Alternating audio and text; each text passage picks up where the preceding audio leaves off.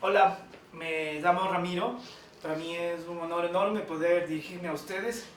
Hoy vamos a hablar sobre el Estado, el rol del Estado, la evolución del Estado y vamos a intentar comprender cuál es la diferencia de un Estado absoluto y el paso del Estado absoluto al Estado legal, al Estado constitucional, y en eso, cuáles son las obligaciones que tiene el Estado frente a las personas y a los derechos que tienen las personas. Entonces, hace no mucho tiempo, el Estado era un Estado que tenía mucho poder. El Estado cuando tenía todo el poder, era un Estado absoluto. En este Estado absoluto, lo más importante eran los reyes, los presidentes, los monarcas, los incas y todos los poderosos. El Estado absoluto, para el Estado absoluto, la gente solamente es gente que tiene obligaciones. Tiene que sembrar la tierra, tiene que pagar tributos, tiene que irse a la guerra. Este Estado, afortunadamente, se superó después de algunos años de luchas de la gente. El segundo Estado es un Estado que ahora los teóricos le llaman Estado legal de derecho. En el Estado legal de derecho, el Estado seguía teniendo poder y las personas comienzan a participar en el poder, pero no cualquier persona. En el Estado legal hay un grupo de personas que eran muy privilegiadas y que tenían poder económico, poder social, poder político, y esas personas hicieron que solo ellas podían hacer las leyes y podían acceder a ser presidentes. Por ejemplo, se decía, y esto pasaba en Ecuador y en todas las partes del mundo en el siglo XIX, solo podían votar y ser presidentes o ser diputados personas que tenían muchísimas propiedades, que tenían 21 años de edad, que eran solo hombres, que sabían leer y escribir. Ustedes imagínense, hace más o menos 200 años, saber leer y escribir e ir a las universidades iba ni el 5% de la gente. Es decir, la mayoría de toda la gente que vivía en un Estado legal no participaba del Estado. Y entonces ellos hacían las leyes que les beneficiaban a ellos. Entonces, leyes como, por ejemplo, leyes que mantenían la servidumbre, que mantenían las encomiendas y formas de explotación laboral, siguen existiendo. Entonces aquí están los hombres católicos, ricos, y abajo seguía existiendo la gente pobre y explotada. Este es el Estado legal. Entonces, en este Estado, esta gente podía participar y se llama Estado legal porque solo las leyes podían ser hechas por este tipo de gente.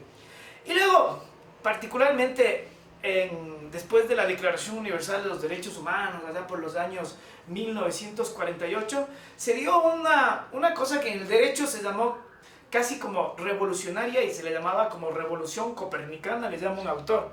Y es copernicana porque un señor que se llama Copérnico alguna vez dijo, oigan, le dijo a los curas, la Tierra no es el centro del universo y el Sol y los planetas giran alrededor de la Tierra, no.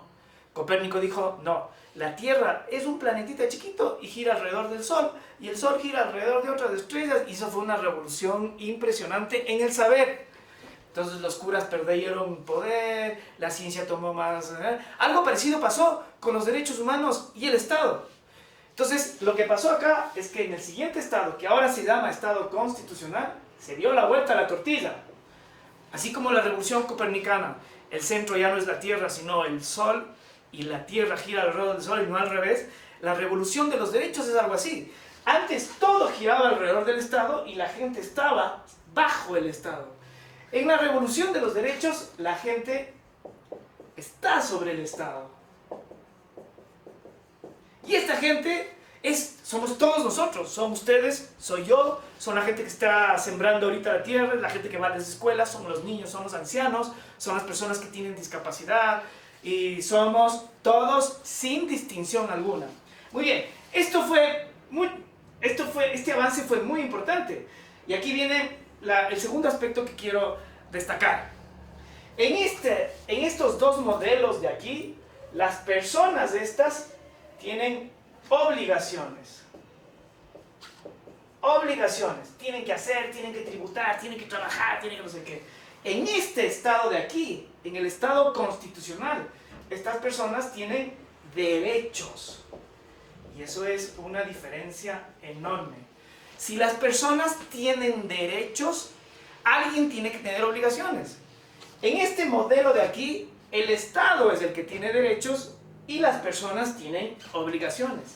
En el modelo que supuestamente estamos viviendo, es al revés. Las personas tienen derechos y el Estado es el que tiene obligaciones. Y aquí viene un dato muy importante en derechos humanos.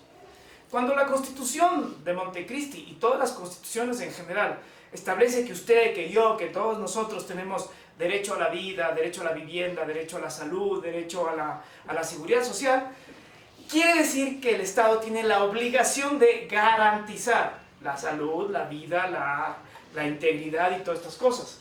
Entonces aquí el Estado tiene obligaciones y las personas tenemos derechos. Cuando el Estado no cumple una obligación, entonces eso se llama violación de derechos. Y cuando hay una violación de derechos, usted puede exigir al Estado que corrija, que se arrepienta y que repare la violación de derechos. Por ejemplo, si es que el Estado tiene la obligación de garantizar la educación bilingüe, algo parecido a lo que pasó en Saraguro, y la gente protesta y se toma las calles, y el Estado, en lugar de atender a las personas por la educación y por el trato en los mercados, lo que hace es poner un cordón policial. El Estado lo que está haciendo es, en lugar de garantizar un derecho, está incumpliendo una obligación. Y encierra a la gente, y no garantiza la educación bilingüe, y no garantiza la seguridad de la gente en los mercados. Eso se llama violación de derechos. Cuando hay violación de derechos, según la Constitución, lo que quiere decir es que usted puede ir a reclamar donde un juez. En esta época de acá, en el Estado liberal lo entendían muy clarito. Cuando un gran propietario tenía una gran cantidad de tierra, incluido indígenas adentro, y había alguien que alteraba con la propiedad, ese iba donde el juez y decía: oiga juez, garantice mi propiedad. Y el juez mandaba a la policía y garantizaba su propiedad. Eso que le pasaba al propietario en el Estado legal de derechos, en el Estado constitucional es igual.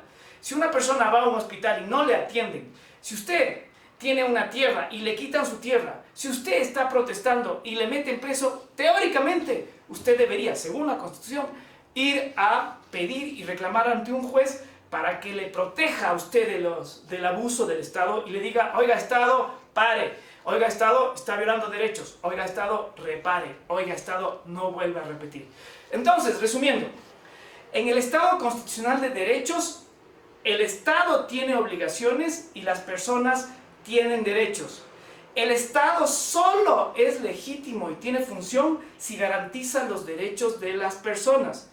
El opuesto al Estado constitucional de derechos es el Estado absoluto. En el Estado absoluto las personas no tienen derechos y el Estado es el que hace lo que le da la gana. En ese Estado ya no vivimos ahora porque tenemos una Constitución que hay que luchar y que hay que pedir que se cumpla.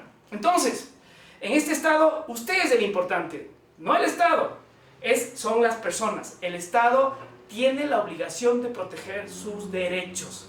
Muchísimas gracias y que pasen bien el resto del día.